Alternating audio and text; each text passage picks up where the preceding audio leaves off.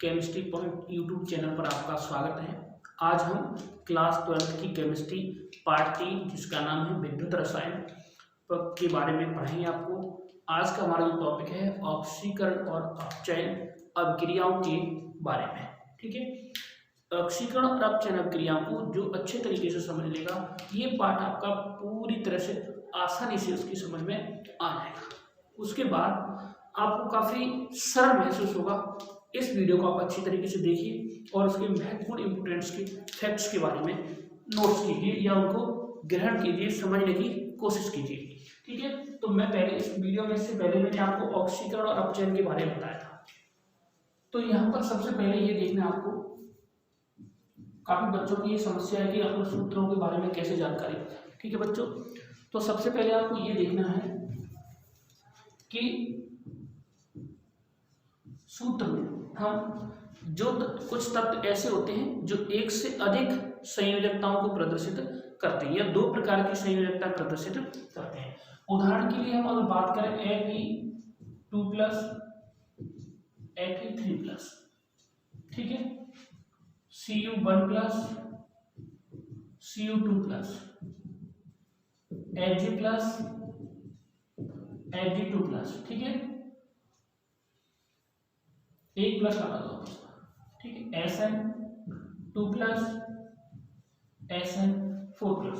तो इनके बारे में हमको थोड़ी सी कठिनाई महसूस होती है कि इस तरीके से हम इनके नाम को किस तरीके से पढ़ेंगे। ये तो हमने यहाँ लिख दिया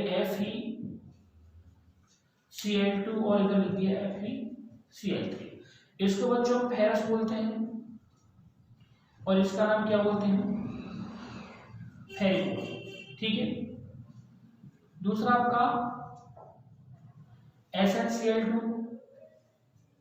और SnCl2, यहाँ बच्चों इसको स्टेनरस बोलेंगे हम और यह इसको बोलेंगे स्टेनिक।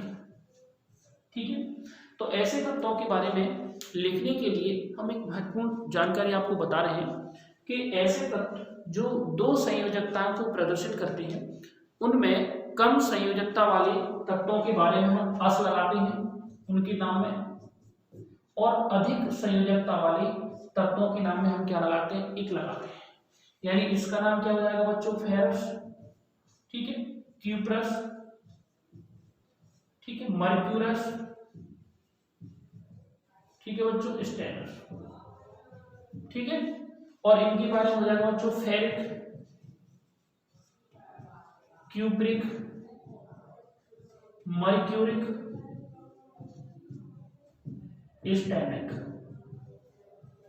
ठीक है, और भी ऐसे इंपॉर्टेंट कई तत्व आते हैं जिनके बारे में हम उनके नामों को लिखने में थोड़ी सी हमको क्या आती है बच्चों, प्रॉब्लम आती है। ठीक है, तो आज हम उन्हीं के बारे में आपसे चर्चा करेंगे कि जिन तत्वों के बारे में, है ना, जिन तत्वों के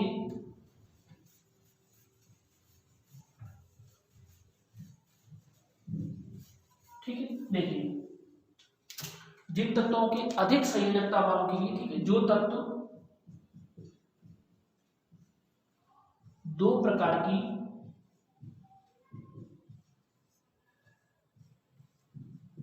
संयोजकता प्रदर्शित करते हैं या दर्शाते हैं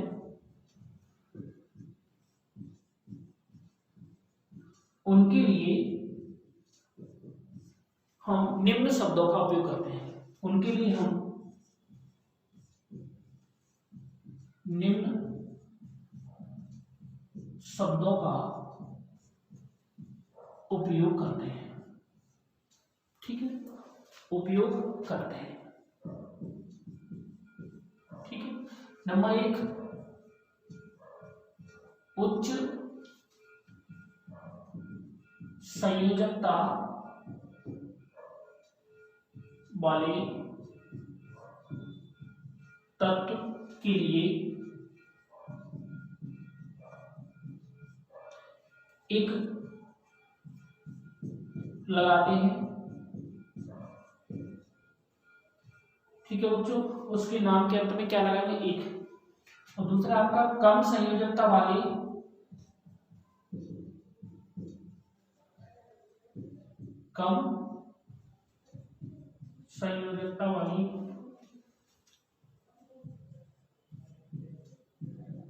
तत्व के लिए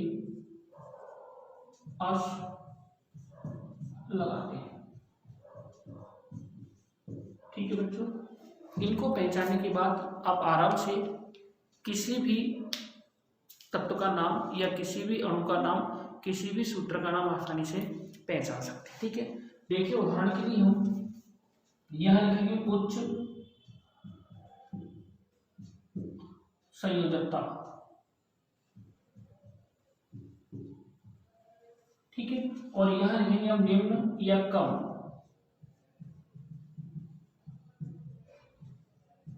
संयोजक। ठीक है बच्चों, देखिए यहां मैंने Fe3+ लिखा, इसको बोलेंगे बच्चों हम फेरिक, और यहां लिखेंगे इसको Fe2+, इसको बोलेंगे बच्चों हम फेरस। यहां लिखेंगे हम F4+, स्टैनिक, और यहां बोलेंगे बच्चों इसका स्टैनस। ठीक है, Cu2+, क्यूप्रिक, और Cu1+, क्यूप्रस, Hg1+, 2+, उच्च वाले लिखना बच्चों मर्क्यूरिक, और यहां लिखेंगे बच्चों Hg1+, मर्क्यूरस। ठीक है, इस तरीके से हम इनके बारे में लिखेंगे। अब आप उसके नाम के बारे में कैसे लिखेंगे? ठीक है, देखिए एग्जाम्पल के लिए मैं यहां पर इनके नाम लिख रहा हूं। उदाहरण देखो FeCl3। ठीक है, किसी भी फॉर्मूले के अंदर अगर उसकी संयोजकता को हमको निकालना है तो सिर्फ दो बातें याद रखना है, या तो हम इनकी क्रॉस वाला गुणा करेंगे। देखो क्रॉस वाला गुणा कैसे कर सकते हो, Fe और Cl3। यहाँ बच्चों क्लोरीन की संख्या कितनी है, 3। इस क्लोरीन की 3 संख्या को हम इसके ऊपर पहुंचाते हैं। Fe की संख्या कितनी है बच्चों, 1, इसको इधर। ठीक है, इस प्रकार के सूत्रों में पहला वाला हमेशा प्लस होता है और दूसरा वाला क्या होता है, माइनस। तो यहाँ हमको देख करके पता चल गया कि आयरन हमारा 3 संयोजकता में है, अतः इसका नाम हम क्या लिखेंगे, फेरिक क्लोराइड। ठीक है बच्चों, ये तो हम इसको FeCl2 लिखते हैं। तो यहां पर ये 2 बैलेंसिंग में आएगा संयोजकता में, तो क्या लिखेंगे, फेरस क्लोराइड। ठीक है, इस तरीके से आप किसी भी सूत्र के अंदर अगर क्रॉस गुणा करोगे तो आपको पता चल जाएगा। ठीक है, इसके बाद यहां पर हम देखते हैं SnCl4। 4 इसके ऊपर आएगी बच्चों, 1 इसके ऊपर आएगी, प्लस और माइनस। इसका मतलब इसका नाम क्या होगा, स्टेनिक क्लोराइड। अगर मैं इसको SnCl2 लिख दूं तो होगा बच्चों स्टेनस क्लोराइड। ठीक है, ये हम इसके लिए हम लिख देते हैं HgCl2। तो ये मर्क्यूरिक होगा बच्चों, क्या होगा, मर्क्यूरी। क्या होगा, क्योंकि क्लोरीन 2 है, 2 इसके ऊपर आएंगे, कैल्शियम का अपन गुणा करेंगे इधर, तो 2 मरकरी 1 है तो 1, ये प्लस वाला ही माइनस, मर्क्यूरी। अगर हम लिखते हैं HgCl तो ये मर्क्यूरस होगा बच्चों, मर्क्यूरस क्लोराइड, और ये मर्क्यूरस क्लोराइड। ठीक है, इसी तरीके से CuO ऑक्सीजन का बच्चों पहले से पता होना चाहिए, -2 होता है, तो ये क्या है आपका +2, तो इसको क्यूप्रिक ऑक्साइड बोलेंगे। क्या बोलेंगे, क्यूप्रिक ऑक्साइड। अगर हम Cu2 लिखते हैं तो क्रॉस मल्टीप्लाई में करें तो 2 इसके ऊपर आ जाएगा, ऑक्सीजन की संख्या 1 है तो 1 प्लस वाला माइनस वाला, यानी यहाँ कॉपर आपका किसमें +1 में, तो इसको बोलेंगे cuprous oxide, cuprous oxide.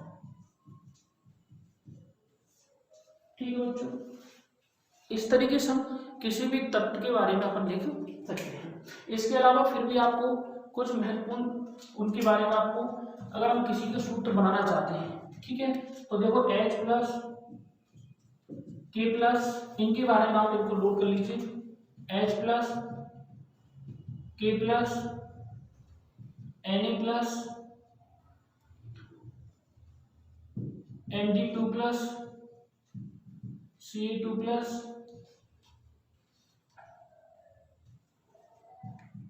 Be2 plus Sr2 plus Al3 plus. ठीक है बच्चों, और आपका Sn4 प्लस। Sn तो आपका 2 प्लस में भी आता है, ठीक है, देखो याद रखना आपका Sn2 प्लस में भी आएगा, Sn4 प्लस में भी आएगा, ठीक है। ऐसे देखो Fe2 प्लस में भी आएगा, Fe3 प्लस में भी आएगा, Ag2 प्लस में भी आएगा, Ag1 प्लस में भी आएगा, ठीक है। Cu2 प्लस में भी आएगा, Cu1 प्लस में भी आएगा, ठीक है। इस तरीके से आप ये प्लस वाले आप याद रखो, ठीक है। ये कौन से होंगे आपके प्लस वाले, इनके आधार पर हम किसी भी फॉर्मूले के अंदर उसका नाम बता सकते हैं। अब हम इधर माइनस वाले लिखते हैं आपके लिए, देखो कैसे लिखते हैं, M-1, क्लोरीन -1, ब्रोमीन -1, आयोडीन -1, ठीक है, ऑक्सीजन पर 2 माइनस है। और इसके बाद देखो SO4 पर 2 माइनस, इसको बोलते हैं सल्फेट, ठीक है बेटा। CO3 2 नेगेटिव, कार्बोनेट, ठीक है। HCO3 1 नेगेटिव, बाइकार्बोनेट, ठीक है। SO4 वाला आपका PO4 का 3 नेगेटिव, फॉस्फेट, ठीक है।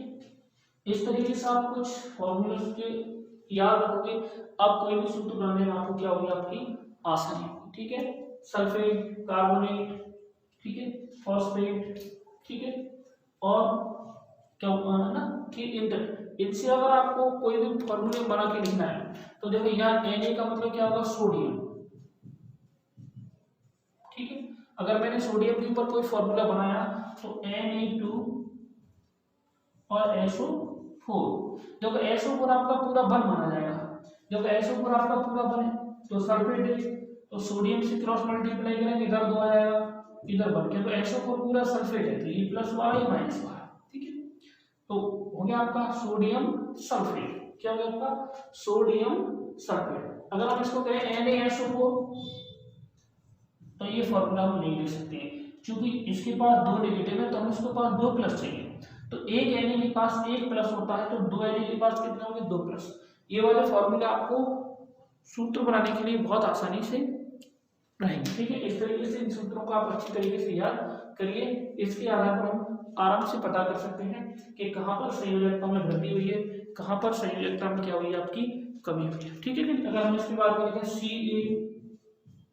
CO3, इसका नाम CO को बोलेंगे कैल्शियम, CO3 को बोलेंगे कार्बोनेट, कार्बोनेट पर हमको पता है 2 नेगेटिव, तो यहाँ क्या आएगा आपका 2 प्लस, क्या आएगा आपका 2 प्लस। किसी भी फॉर्मूले को बनाने के लिए उनकी बैलेंसी, इनकी संयोजकताओं को बराबर करना क्या होता है बच्चों, आवश्यक होता है, ठीक है जी, है ना।